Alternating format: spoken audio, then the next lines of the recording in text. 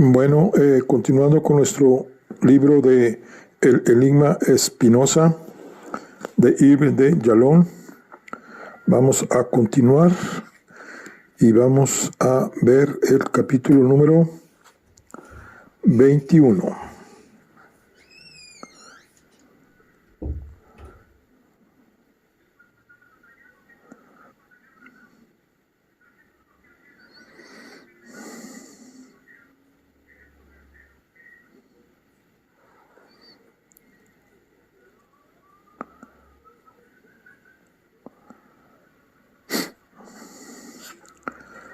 Ámsterdam, 27 de julio de 1656. A 2 cuadras de la sinagoga Talmud Torah, Bento, con la ayuda de Dirk, su compañero en la academia Van den Enden, acomodó su biblioteca de 14 volúmenes en una gran caja de madera y luego desmontó la cama familiar de 4 postes de los Spinoza. Entre ambos cargaron luego la cama y los libros en una barcaza en el canal Nieuwe-Gerengach para llevarlos a la casa de Van den Enden, donde Bento iba a vivir por un tiempo. Dirk acompañó las posesiones de Bento en la barcaza, mientras Bento se quedó para acomodar sus restantes pertenencias: 2 pares de pantalones, zapatos con hebillas de bronce, 3 camisas, 2 cuellos blancos, ropa interior, una pipa y tabaco, en un bolso que iba a llevar a la casa de Van den Enden. El bolso pesaba poco y Bento se congratuló por tener tan pocas pertenencias. Si no fuera por su cama y los libros, podría vivir completamente libre de trabas, como un nómada.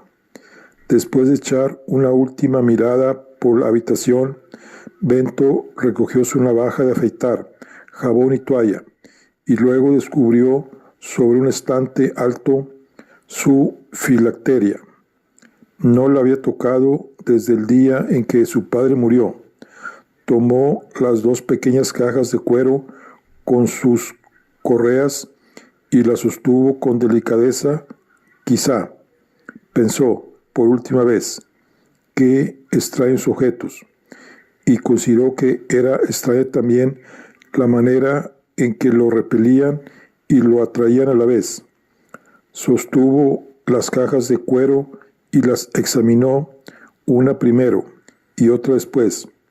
Sujetas a la caja llamada Roch para la cabeza, había 2 correas de cuero. La caja llamada Yad para el brazo tenía una correa larga. Las cajas huecas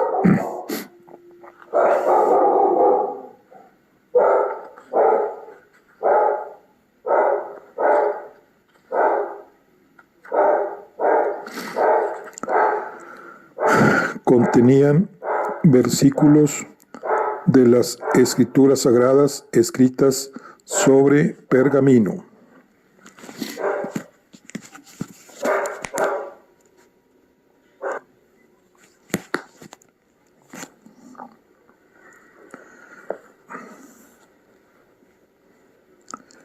Y por supuesto, todo el cuero de que estaban hechas las cajas, los tendones usados como ataduras, el pergamino, las correas, provenía de animales kosher.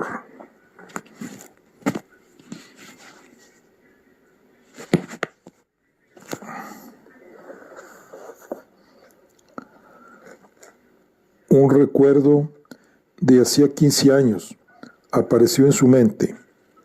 A menudo, cuando era niño, había observado con insaciable curiosidad mientras su padre se colocaba su filacteria en la cabeza y empezaba a colocar la otra filacteria antes del desayuno, algo que su padre había hecho todas las mañanas en las jornadas laborables durante toda la vida.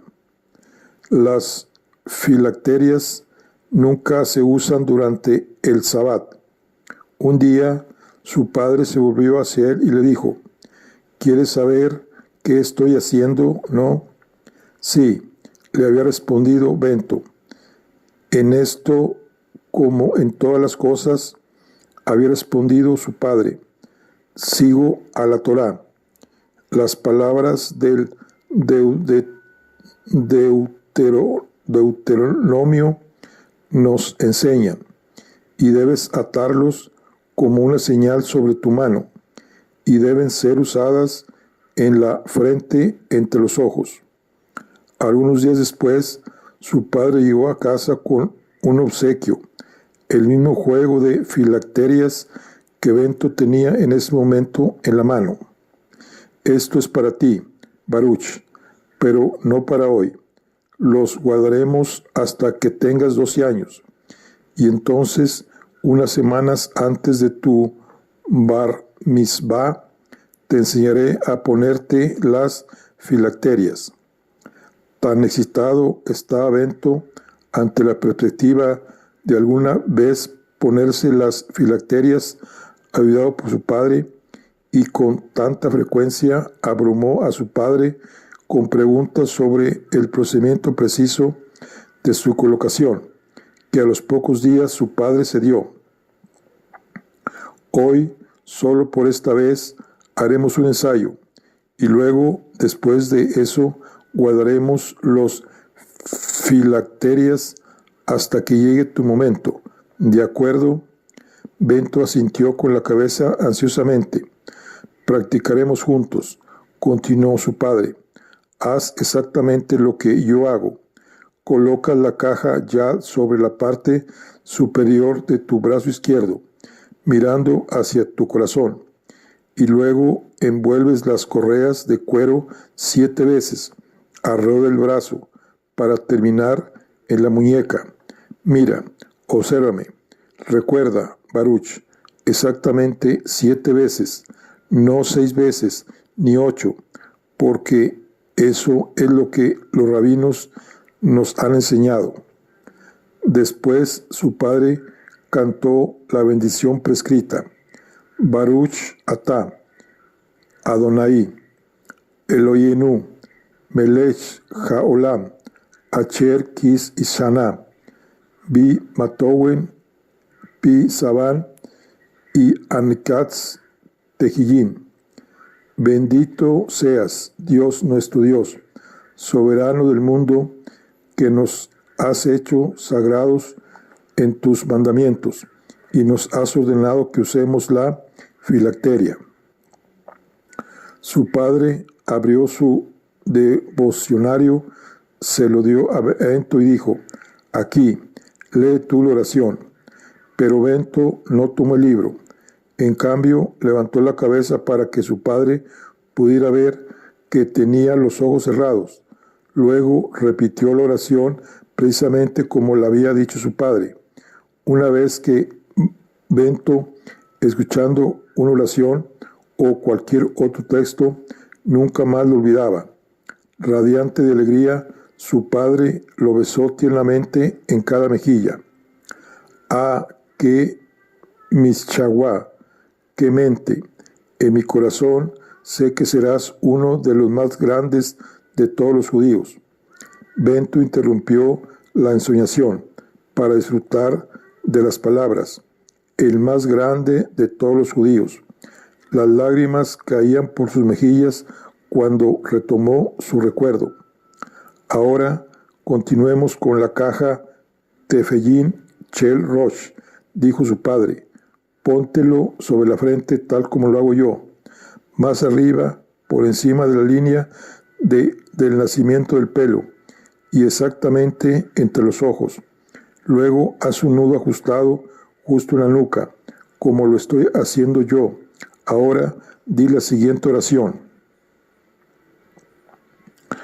Baruch atah Adonai, Elohim, Intelec, A Olam, Acher, Kid y Sana, B Mitoutau, B Sibana, Al Misawa y el Fillín.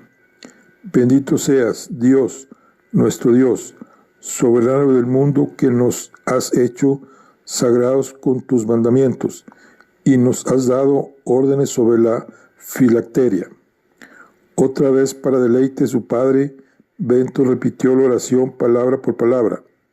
Después pones las dos correas de Roch por delante de los hombros y te aseguras de que el lado ennegrecido esté hacia afuera y la correa izquierda debe llegar justo aquí. Su padre puso su dedo sobre el ombligo de Bento y le hizo cosquillas, y asegúrate de que el extremo de la correa derecha termine unos centímetros más abajo, justo a la altura del pito por donde orinas. Ahora volvamos a la correa del tejillín Che Yad y lo envolvemos y atamos alrededor de tu dedo medio 3 veces. ¿Ves cómo lo hago yo? Luego envuélvelo alrededor de tu mano. ¿Ves cómo adopta la forma de la letra Chin alrededor de mi dedo medio? Sé que es difícil de ver. ¿Qué significa Chin?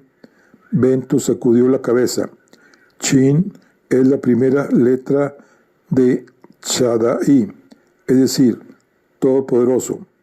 Bento recordó aquel poco habitual estado de calma producido al enrollar las correas de cuero alrededor de la cabeza y los brazos. La sensación de confinamiento, aquella unión, le complació enormemente y sintió casi fusionado con su padre, quien estaba sujeto por las correas de cuero de la misma manera. Su padre dio por terminada la lección. Bento, sé que no olvidarás ningún paso de esto, pero debes resistir la tentación de colocarte las filacterias hasta los ensayos formales, justo antes de tu bar mitzvah. Y entonces, después de tu bar mitzvah, te pondrás las filacterias todas las mañanas por el resto de tus días, menos los días sacros y el sabbat. Sí, su padre le besó las mejillas, tal como lo hago yo, tal como lo hace todo judío. Bento dejó que la imagen de su padre se disolviera, regresó al regalo, miró las raras cajitas y por un momento sintió un dolor al darse cuenta de que ya no volvería a ponerse las filacterias otra vez.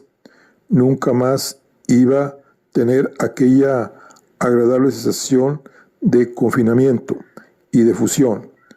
Estaba actuando de manera deshonrosa al no obedecer el deseo de su padre. Sacudió la cabeza. Su padre, bendito sea su nombre, venía de un tiempo atado a las supersticiones. Al mirar otra vez las correas Roch y Yad enredadas de manera inescrutable, Bento supo que había tomado la decisión que era la correcta para él. Pero, ¿qué hacer con el obsequio de su padre, sus filacterias? No podía dejarlas ahí para que Gabriel la descubriera. Eso iba a herir mucho a su hermano. Tendría que llevarlas consigo y deshacerse de ellas después. Por el momento puso las cajitas en su bolso, junto con la navaja de afeitar y el jabón, y luego se sentó para escribir una carta larga y cariñosa a Gabriel. A mitad de la carta, Bento se dio cuenta de su estupidez. Ya, al igual que a toda la congregación, a Gabriel se le habría prohibido por el cherem leer cualquier cosa que él hubiera escrito. Como no quería causarle más dolor a su hermano, Bento rompió la carta y escribió rápidamente una nota que contenía la información esencial y la puso sobre la mesa de cocina. Gabriel, últimas palabras. Ay, me he llevado la cama que padre me dejó en su testamento, junto con mi ropa, jabón y libros. Todo lo demás te lo dejo a ti, incluido la totalidad de nuestro negocio, con lo pobre que es. Con todas las paradas en el viaje, Bento sabía que la barcaza que llevaba su cama y sus libros tardarían 2 horas en llegar a la casa de Van den Enden. A pie él podía cubrir esa distancia en una media hora, así que tenía tiempo de dar una caminata final por las calles del vecindario judío donde había pasado toda su vida. Dejó su bolso, se puso en camino con razonable ecuanimidad y paso enérgico, pero pronto se sintió oprimido por las inquietantemente silenciosas calles, lo cual le recordó que casi todas las personas a las que conocía debían estar en ese momento en la sinagoga, escuchando al rabino Mortera maldecir el nombre de Barucho Espinosa y ordenar que lo rechazaran para siempre. Bento imaginó la escena si llegara a hacer esa misma caminata al día siguiente. Todos los ojos iban a habitar los suyos y la multitud se iba a dividir a su alrededor como cuando se hace espacio al ver un leproso. Aunque se había preparado para ese momento, hacía meses se sintió inesperadamente conmocionado por el dolor que lo invadió, el dolor de no tener hogar, de estar perdido, de saber que nunca más iba a pasear por esas calles de su juventud, cargadas de recuerdos, las calles de Gabriel, de Rebeca y de todos sus amigos y vecinos de infancia, las calles que alguna vez recorrieron los seres queridos, que ya no caminan por ninguna calle de la tierra, su padre y su madre, Michael y Hannah, su madrastra Esther, sus hermanos muertos, Isaac y Miriam. Bento pasó delante de una fila pequeña de tiendas. Estas calles eran su última conexión tangible con los muertos. Ellos y él habían caminado por esas mismas calles y sus ojos habían visto los mismos carteles: la carnicería Hoscher de Mendoza, la panadería de Manuel, el puesto de arenques de Simón. Pero a partir de ese momento la conexión iba a interrumpirse. Nunca más sus ojos iban a detenerse en algo que sus muertos, su padre, su madre y su madrastra también hubieran visto: la soledad. Lo supo en ese momento como nunca antes. Casi instantáneamente, Bento advirtió que emergía en su mente un sentimiento opuesto: libertad. Susurró para sí mismo: ¡qué interesante! No había deseado este pensamiento, sino que apareció para compensar el dolor de la soledad. Era como si su mente se esforzara automáticamente para recobrar el equilibrio. ¿Cómo podía hacer eso? ¿Acaso había dentro de él, en lo profundo, una fuerza independiente de la voluntad consciente que creaba pensamientos, ofrecía protección y permitía que él creciera? Sí, la libertad, se dijo. Hacía mucho que Bento tenía el hábito de mantener largas conversaciones consigo mismo. Ese es el antídoto. Estás finalmente libre del yugo de la tradición. Recuerda cuánto anhelabas y te esforzabas por conseguir esa libertad, libre de las oraciones, de los rituales y de la superstición. Recuerda hasta dónde tu vida estaba atada al ritual, las incontables horas dedicadas a las filacterias, a cantar los rezos indicados 3 veces al día en la sinagoga, y también cada vez que bebías agua o comías una manzana o cualquier trocito de comida, cada vez que emprendías cualquier actividad propia de la vida. Recuerda las horas interminables recitando la lista en orden alfabético de los pecados y golpeando tu pecho completamente inocente y rezando por el perdón. Bento se detuvo en un puente sobre el canal de Verguara y se apoyó sobre la barandilla de piedra fría para observar las oscuras aguas allá abajo, mientras recordaba sus estudios en los comentarios religiosos. Todo el tiempo que quedaba después del cumplimiento de los rituales era dedicado a leer comentarios, día tras día, noche tras noche, durante incontables horas. Había examinado detenidamente las palabras, algunas banales, otras brillantes, de grandes ejércitos de eruditos que habían pasado sus vidas entera escribiendo sobre el significado y las implicaciones de las palabras de Dios en las Escrituras, así como la justificación y las implicaciones de los 613 misbot, mandamientos que controlaban cada aspecto de la vida judía.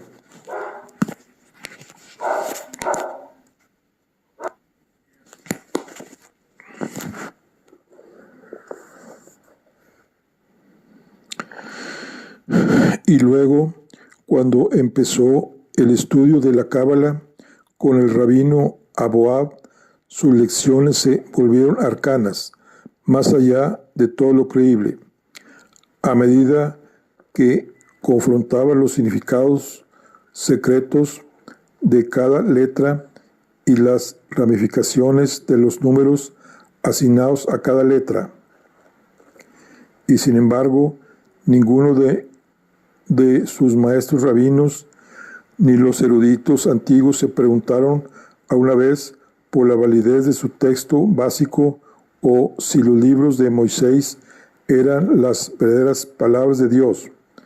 Cuando en su clase de historia judía, hacía más de una docena de años, se había atrevido a preguntar cómo podía Dios haber escrito un documento con tantas contradicciones, el rabino Mortera levantó lentamente la cabeza, le lanzó una mirada furiosa y de incredulidad para responder: ¿cómo puedes tú, un simple niño, un alma singular, cuestionar la autoría de Dios y atreverte a decir que sabes cuál es el conocimiento infinito de Dios y las intenciones de Dios?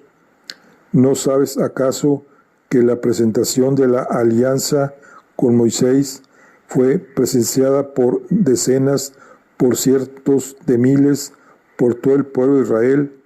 Fue visto por más personas que cualquier otro hecho en toda la historia. El tono del rabino le transmitió a la clase la suposición de que ningún otro estudiante debía plantear jamás una pregunta tan tonta, y nadie jamás lo hizo, y tampoco le pareció a Ventus. Nadie salvo él mismo observó que el pueblo de Israel colectivamente, en su postura reverente hacia la Torá, cometía el mismo pecado contra el que Dios, por medio de Moisés, más le había advertido: la idolatría. Los judíos de todas partes no veneraban ídolos de oro, sino ídolos de papel y tinta. Mientras observaba cómo un bote pequeño desaparecía en un canal lateral, Bento escuchó el ruido de alguien que iba hacia él. Levantó la mirada y vio a Manny, el hijo del panadero, su regordete y un poco torpe pero fiel compañero de clase y amigo de toda la vida. Por reflejo, Bento sonrió y se irguió para saludar a su amigo, pero sin interrumpir el ritmo de su marcha y sin señal alguna de reconocimiento, Manny pasó rápidamente para seguir por el puente y luego por la calle que llevaba a la pared de su padre. Bento se estremeció, así que la cherem había ocurrido realmente. Por supuesto, sabía que así era. La mirada indignada del rabino Mortera se lo había dicho, como también las calles vacías y la bofetada de Rebeca, que todavía ardía en su mejilla, pero fue el hecho de que Manny se alejara de él lo que hizo que su mundo se viniera abajo. Tragó saliva y pensó, todo es para mejor. No me fuerzan a hacer nada que yo no hubiera hecho por decisión propia. Yo le tenía miedo al escándalo, pero ya que ellos lo quieren así, entro gustosamente en el sendero que han abierto para mí. Ya no soy un judío, murmuró Bento, y prestó atención al sonido de las palabras. Lo repitió una y otra vez. Ya no soy un judío, ya no soy un judío, ya no soy un judío. Se estremeció, sintió que la vida era fría y sin corazón, pero había sentido que la vida era fría desde que murieron su padre y su madrastra. A partir de ese día ya no era judío. Quizás entonces, como judío excomulgado, podría pensar y escribir como deseaba, y podría sostener intercambios de opiniones con los gentiles. Varios meses antes, Bento había jurado en silencio vivir santamente en la honestidad y el amor. Desde ese momento, como un no judío, podía vivir con mayor tranquilidad. Los judíos habían sostenido siempre que las opiniones verdaderas y un plan verdadero de vida, alcanzados por la razón y no por medio de los proféticos documentos mosaicos, no tenían cabida alguna en el sendero de la santidad. Luchar contra la razón no tenía sentido para Bento, así que, ya que no era judío, no iba a poder llevar una vida acorde con la razón. Mientras bajaba del puente, Bento repentinamente pensó, ¿qué soy? Si no soy un judío, entonces ¿qué soy? Metió la mano en su bolsillo, en busca de la libreta que siempre iba consigo, la misma libreta en la que Van den Enden lo había visto escribir la primera vez que se encontraron. Giró a la derecha, hacia una callejuela, se sentó en el borde de un canal y buscó una respuesta entre sus observaciones, escritas en los últimos 2 años, deteniéndose para leer los comentarios que particularmente reforzaban su resolución. Si estoy entre hombres que no coinciden de ninguna manera con mi naturaleza, difícilmente puedo adaptarme a ellos, sin cambiarme en gran medida a mí mismo. Un hombre libre que vive entre los ignorantes lucha hasta donde puede para evitar sus favores. Un hombre libre actúa sinceramente, no engañosamente. Solo los hombres libres son realmente útiles unos a otros y pueden formar amistades verdaderas. y es absolutamente permisible por el más alto derecho de la naturaleza que todos usen la clara razón para decidir cómo vivir de una manera que le permita crecer. Bento cerró su libreta, se puso de pie y regresó por las calles desiertas hacia su casa para recoger sus pertenencias. De pronto, una voz angustiada detrás de él gritó: Baruch Espinosa, Baruch Espinosa, Baruch Espinosa.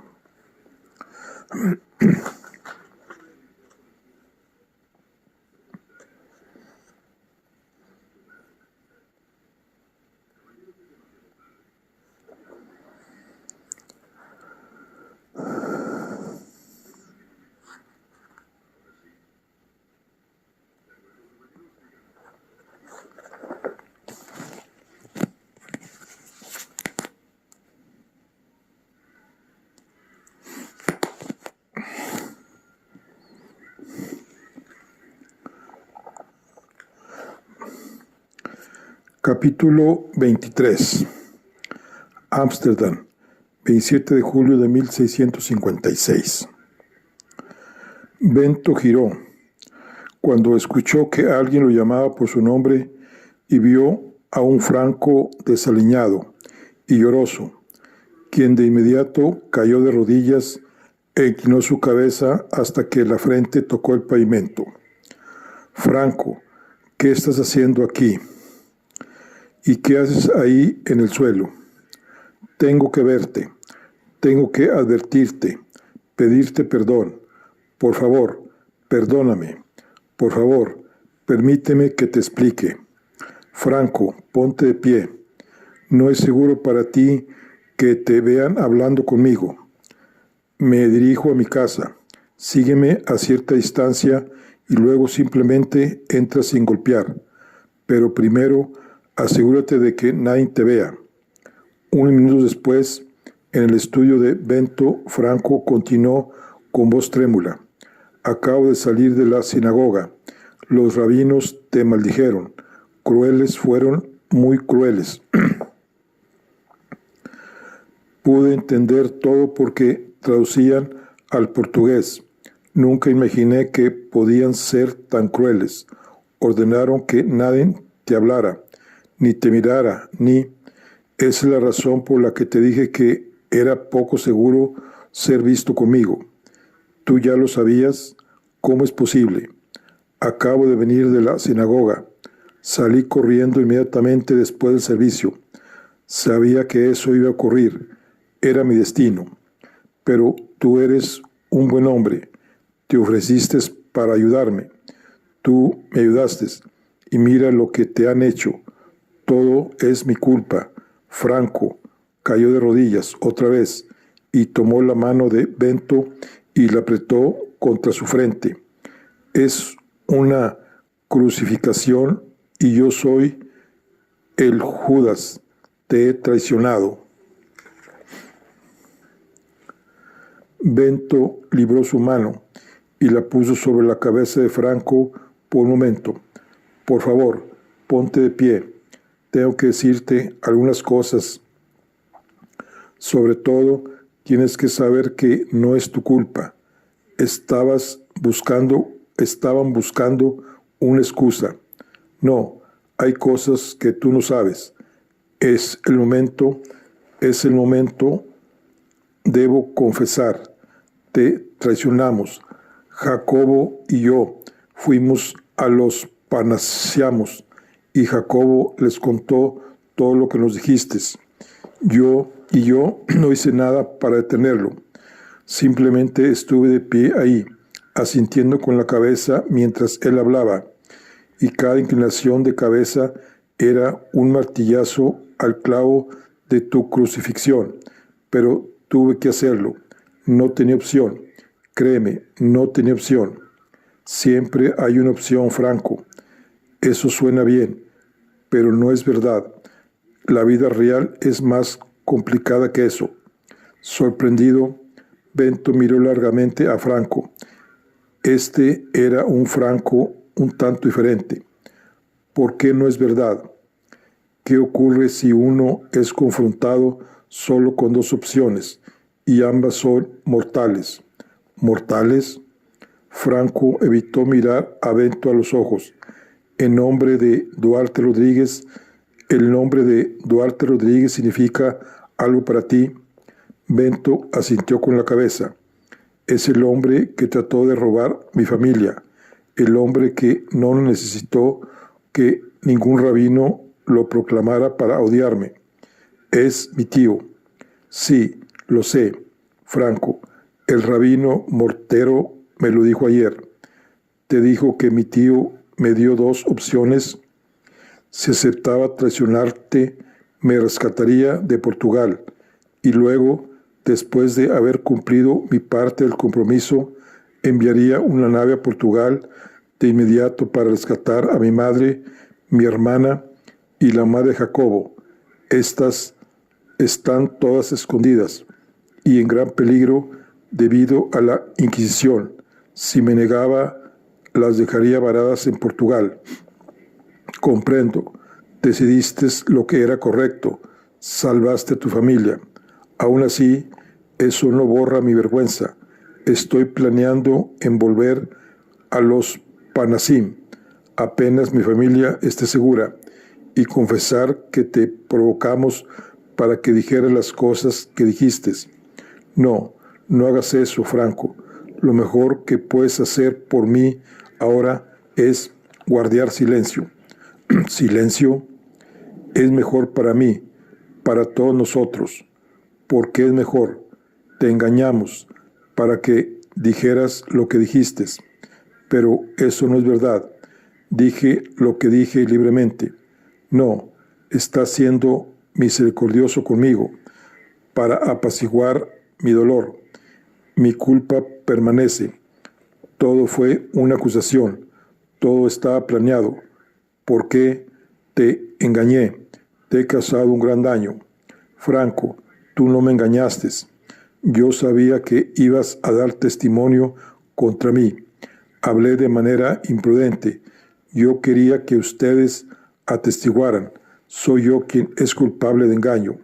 Tú, sí, me aproveché de ustedes. Lo peor de todo es que lo hice aunque tenía cierta sospecha de que tú y yo podríamos ser del mismo parecer. Y tenía razón, pero el hecho de tener el mismo parecer agrava mi culpa. Cuando Jacobo explicó tus opiniones ante los Parnasims, yo me mantuve en silencio, cuando debí haber gritado con toda la fuerza de mis pulmones. Estoy de acuerdo con Baruch Espinosa. Sus opiniones son también mis opiniones. Si hubieras hecho eso, habrías obtenido el peor de todos los mundos. Tu tío habría buscado venganza y tu familia habría corrido peligro. Yo habría sido excomulgado de todos modos y los Parsiumus te habrían excomulgado junto conmigo. Baruch Espinosa, por favor, ahora dime, Bento, ¿ya no existe más un Barucho Espinosa? Muy bien, Bento Espinosa, tú eres un enigma. Nada de lo ocurrido hoy tiene sentido. Responde a una pregunta sencilla. Si querías abandonar esta comunidad, ¿por qué simplemente no te fuiste por tu propia decisión? ¿Por qué acarrearte tal desgracia y catástrofe a ti mismo? ¿Por qué simplemente no te fuiste, no te mudaste a otro lugar? ¿Dónde? ¿Parezco holandés? Un judío no puede simplemente desaparecer. Y piensa en mi hermano y mi hermana. Piensa en lo difícil que habría sido dejarlos y luego seguir decidiendo alejarme de ellos una y otra vez. Mejor de esta manera y mejor también para mi familia. Ahora ya no tienen que decidir no hablar a su hermano una y otra vez. La cherem del rabino decide por mí y por ellos de una vez por todas. Entonces dices que es mejor entregar tu propio destino a otros. Es mejor no elegir y hacer que otros decidan por uno. No acabas de decir que siempre hay una opción.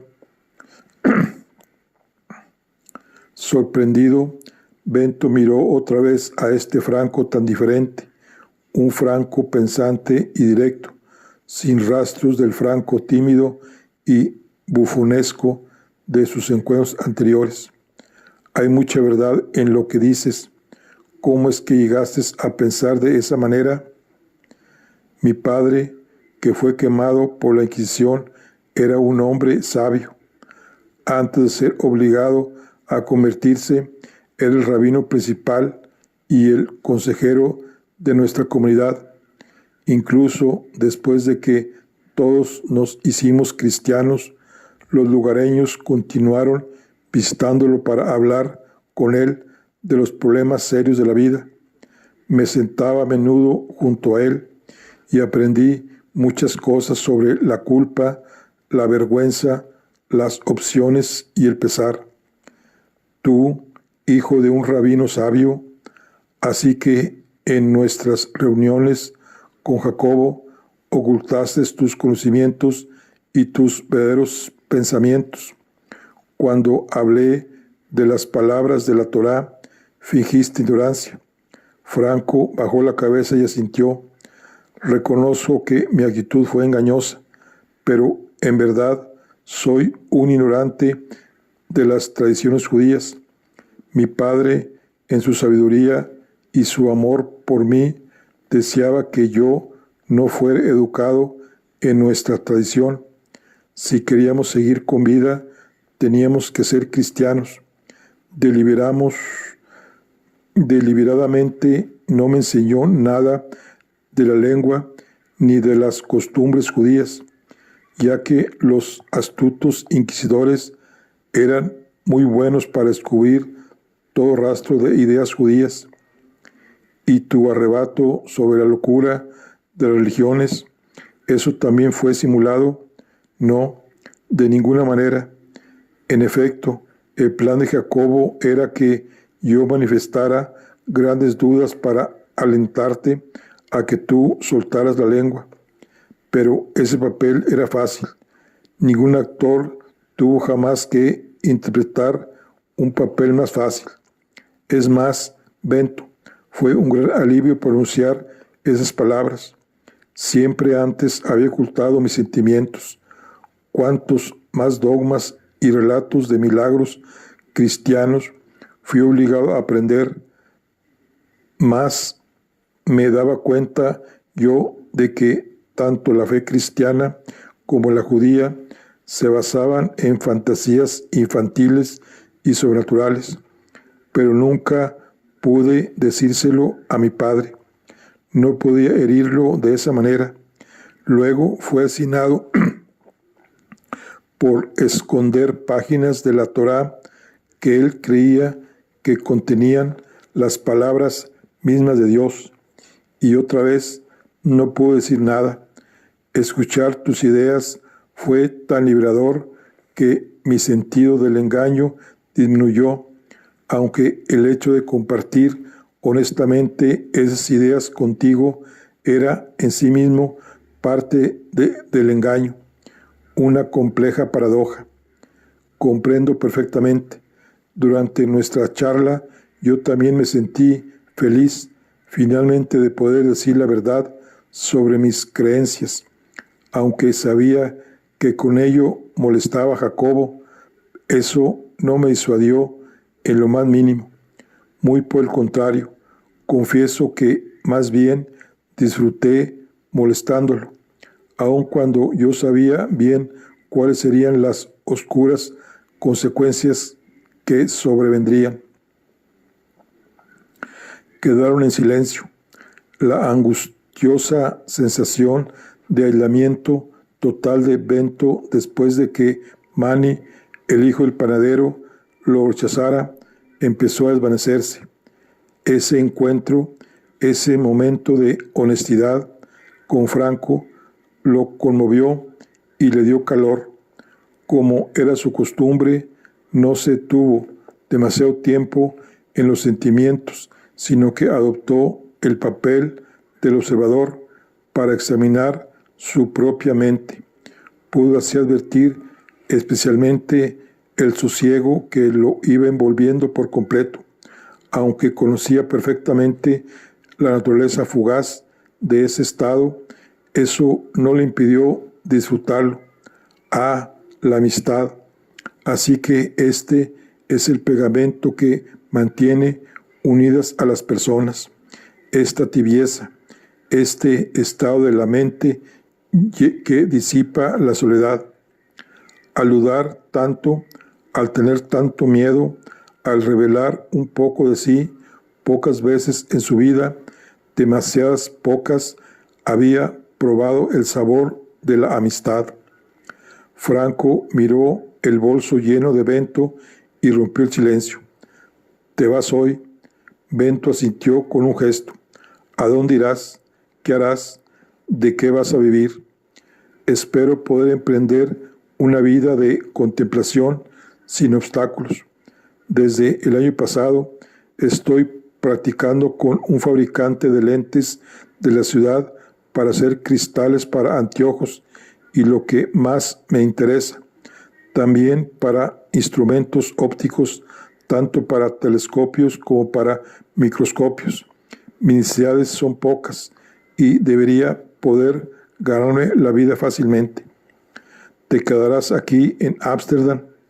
Por el momento sí, en la casa de Franciscus van den Enden, que dirige una academia de enseñanza cerca del canal Singel.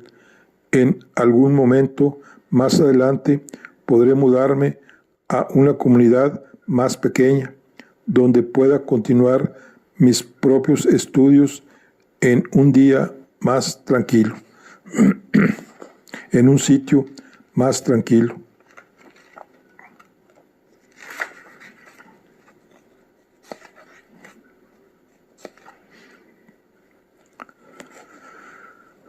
Estarás completamente solo. Imagino que el estigma de la excomunión mantendrá a distancia a los demás, ¿no? Todo lo contrario, será más fácil vivir entre gentiles siendo un judío excomulgado, quizás especialmente como un judío excomulgado de por vida, y no como un judío renegado que solo quiere la compañía de los gentiles. Así que esa es otra razón por la que aceptas de buen grado la cherem. Sí, admito eso y algo más. Tengo pensado escribir en algún momento y puede ser que haya mayores posibilidades de que el mundo general lea el trabajo de un judío excomulgado y no el de un miembro de la comunidad judía. ¿Estás seguro? Es solo una especulación, pero ya he establecido relaciones con algunos colegas del mismo parecer que me instan a que escriba mis ideas. ¿Son cristianos? Sí, pero son cristianos de un tipo diferente de los fanáticos católicos ibéricos que tú has conocido. Ellos no creen en el milagro de la resurrección, ni beben la sangre de Jesús durante la misa, ni queman vivos a los que piensan de otra manera. Estos son cristianos de mentes liberales, llamados estudiantes, y piensan por sí mismos sin predicadores ni iglesias. Entonces, ¿estás pensando en convertirte en uno de ellos? Nunca.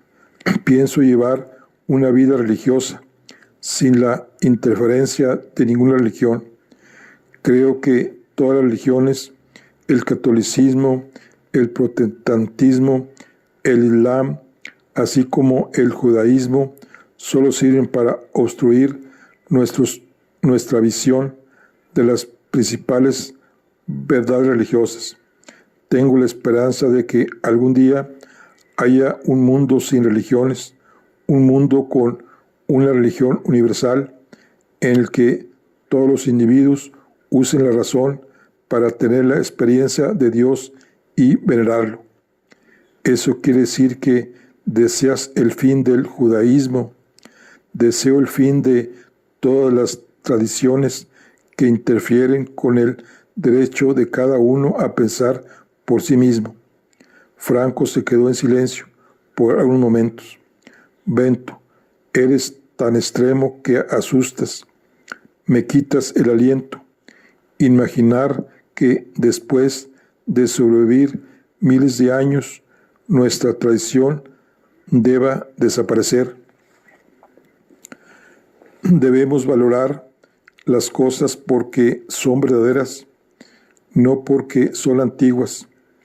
Las viejas religiones nos ponen trampas insistiendo en que si renunciamos a la tradición, deshonramos a todos los fieles anteriores, y si alguno de nuestros antepasados ha sido martirizado, entonces la trampa es mayor porque nos sentimos obligados por el honor a perpetuar las creencias de los mártires, aunque sabemos que ellos están llenos de errores y supersticiones.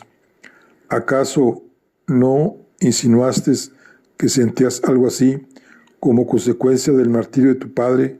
Sí, que yo habría hecho que su vida no tuviera sentido si negaba aquello por lo cual él había muerto. Pero ¿no carecería también de sentido dedicar tu única vida a un sistema falso y supersticioso? Un sistema que escoge solo a un pueblo y excluye a todos los demás seres. Bento Espinosa, tensas demasiado mi mente. Un poco más y se hará añicos. Nunca me he atrevido a pensar sobre tales cosas. No puedo imaginar vivir sin pertenecer a mi comunidad, a mi propio grupo. ¿Por qué a ti te resulta tan fácil? Fácil no es nada fácil, pero es más fácil si los seres queridos están muertos. Mi excomunión permanente me impone ahora la tarea de dar nueva forma a toda mi identidad y de aprender a vivir sin ser judío, ni cristiano, ni de ninguna otra religión. Quizá llegue yo a ser el primer hombre de esa clase. Ten cuidado, es posible que tu excomunión permanente no sea tan permanente. A los ojos de alguien, otros podrían no gozar del lujo de ser uno judío. Baruch, ¿qué sabes sobre la limpieza de sangre? Las leyes de sangre ibéricas, no mucho, salvo que España las puso en práctica para impedir que los judíos conversos adquirieran demasiado poder. Mi padre me dijo que eso empezó con Torquemada, el gran inquisidor que persuadió a la reina Isabel hace 200 años de que la mancha judía quedaba en la sangre, a pesar de la conversión al cristianismo, dado que él mismo, Torquemada, tenía antecedentes judíos 4 generaciones atrás, trazó la línea de las leyes de sangre en la 3ª generación hacia atrás. Por lo tanto, los conversos recientes o incluso aquellos con antepasados convertidos 2 o 3 generaciones atrás siguen estando bajo profunda sospecha y tienen bloqueada la entrada a muchas carreras en la iglesia, en el ejército, en muchos gremios y en la administración pública.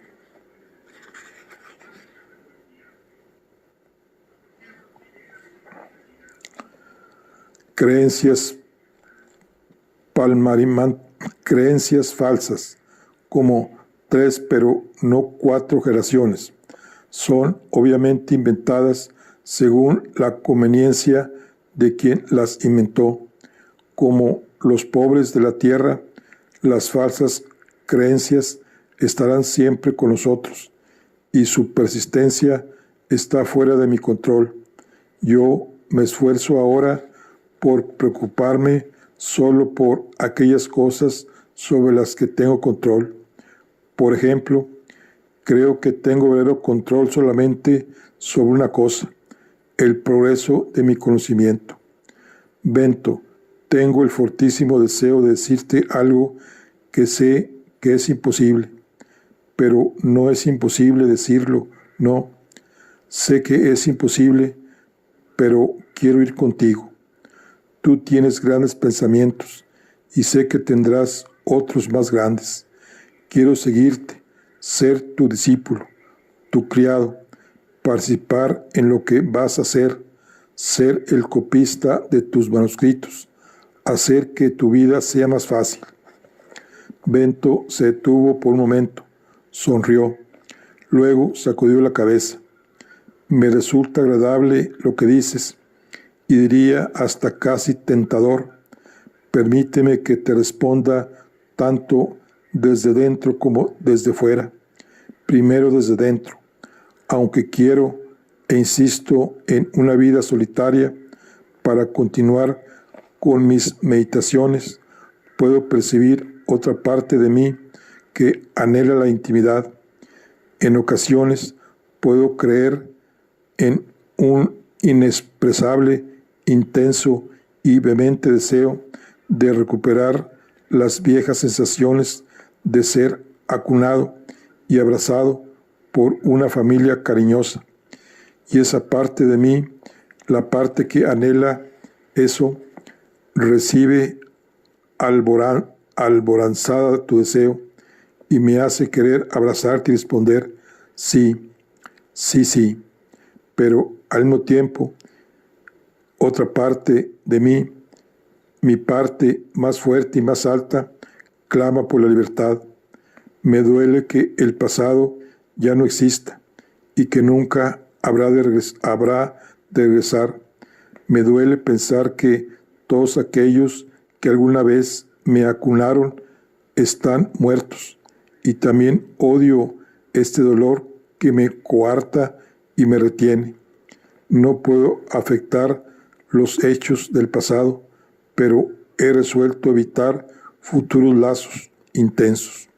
Nunca más me dejaré envolver por mi deseo infantil de ser acunado. ¿Me comprendes? Sí, demasiado bien. Esa es la respuesta desde dentro. Permíteme ahora responderte desde fuera. Supongo que tu palabra imposible se refería a la imposibilidad de abandonar a tu familia.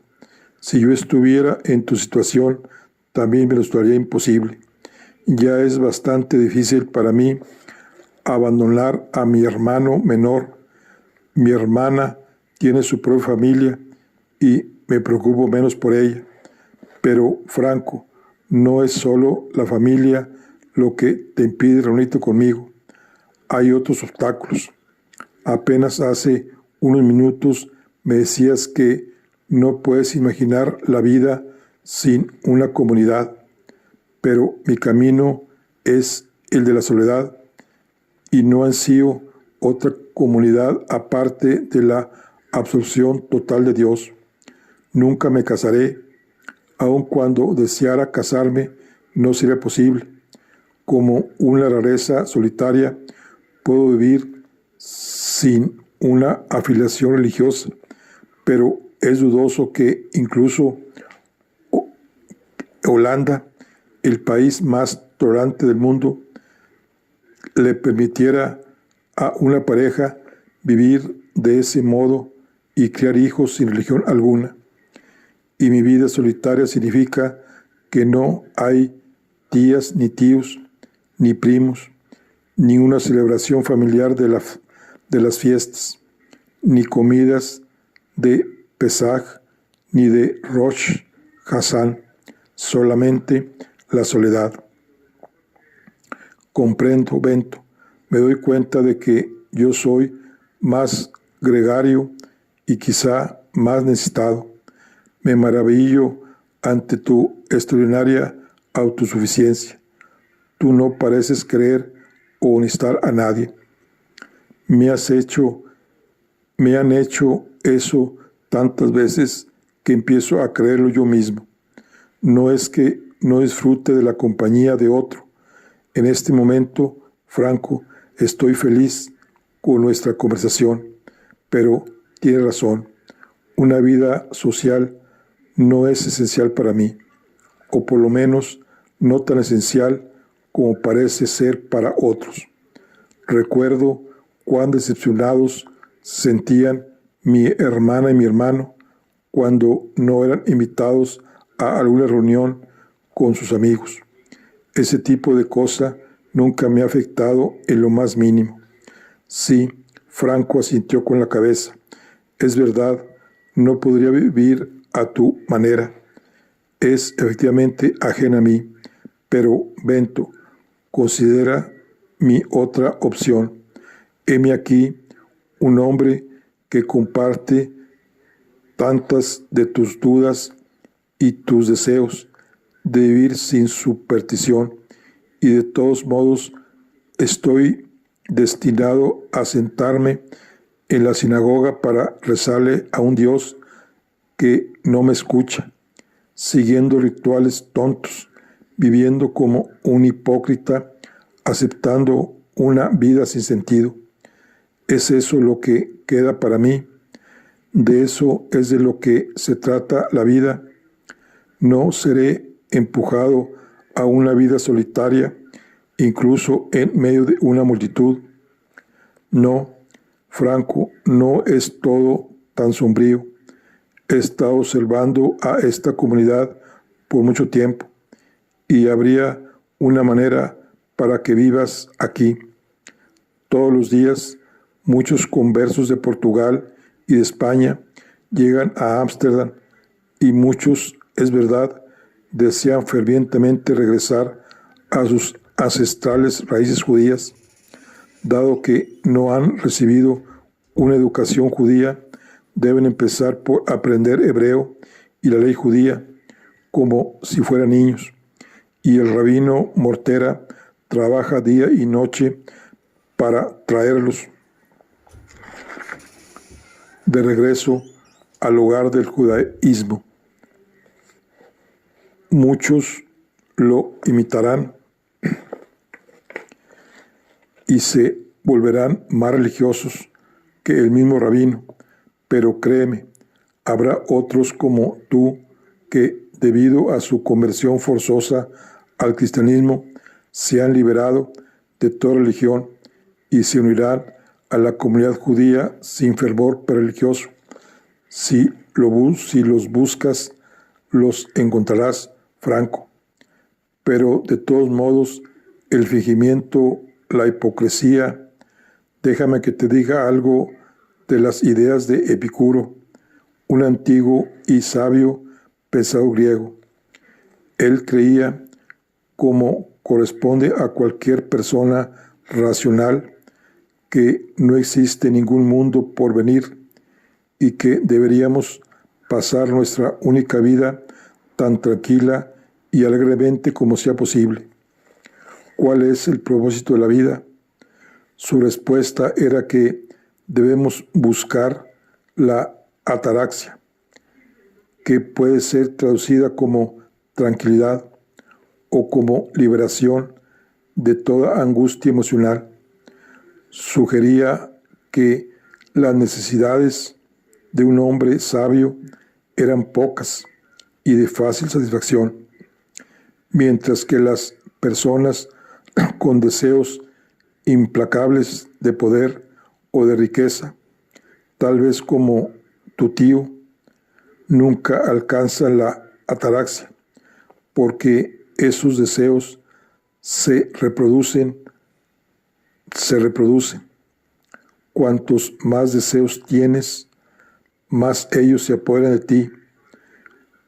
Cuando piensas en formar una vida aquí, piensa en alcanzar la ataraxia.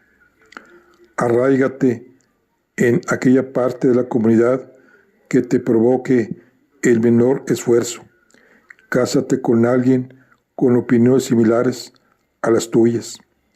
Encontrarás muchos conversos que, como tú, se aferrarán al judaísmo solo por la comodidad de pertenecer a una comunidad, y si el resto de la comunidad unas pocas veces al año atraviesa el ritual de la oración, entonces reza con ellos, sabiendo que tú lo haces solo para alcanzar la ataraxia, y así evitar la agitación y la angustia de la no participación. ¿Me consideras menos que tú, Bento? ¿Yo debo conformarme con alcanzar la ataraxia mientras tú aspiras a algo superior? ¿O también tú buscas la ataraxia? Una pregunta difícil, creo. De pronto se oyeron las campanas de la iglesia. Bento se detuvo un momento para escuchar y echar un vistazo a su bolso, ya listo, y luego continuó: vaya, el tiempo para la reflexión es breve. Debo partir muy pronto, antes de que las calles se llenen demasiado de gente. Pero respondo rápidamente: no he elegido deliberadamente la ataraxia como mi objetivo, sino que apunto hacia el objetivo de perfeccionar mi razón. Quizás, sin embargo, el objetivo es el mismo, aunque el método sea diferente. La razón me está llevando a la extraordinaria conclusión de que todo en el mundo es una sustancia que es la naturaleza, o si lo deseas, es Dios, y que todo, sin excepción, puede ser comprendido por medio de la iluminación de la ley natural. A medida que adquiero más claridad sobre la naturaleza de la realidad, yo, cada tanto, al saber que no soy más que una onda en la superficie de Dios, experimento un estado de alegría o santidad. Tal vez esa es mi variante de la ataraxia. Quizá Epicuro tiene razón al aconsejarme que apuntemos a la tranquilidad, pero cada persona, de acuerdo con sus circunstancias externas, la inclinación natural de su espíritu y sus características mentales interiores, debe buscarla a su propia y particular manera. Las campanas tocaron otra vez. Antes de que nos despidamos, Franco, tengo un último pedido que hacerte. Dime, tengo una gran deuda contigo. Solo te pido silencio. Hoy te he dicho cosas que no son más que pensamientos a medio nacer. Tengo mucho que pensar todavía. Prométeme que todo lo que hemos dicho hoy es nuestro secreto. Un secreto lejos de los Parnasim, de Jacobo, de cualquiera, para siempre. Tienes mi promesa de llevar tus secretos a la tumba. Mi padre, bendito sea, él me enseñó mucho sobre el carácter sagrado del silencio. Ahora debemos despedirnos, Franco. Espera un momento más, Bento Espinosa, porque yo también tengo un último pedido. Acabas de decir que podríamos tener objetivos similares en la vida y también dudas similares, pero cada uno de nosotros debe tomar un camino diferente. Por lo tanto, de alguna manera, viviremos vidas alternativas que conducen hacia el mismo objetivo. Tal vez, si el destino y el tiempo hubieran apenas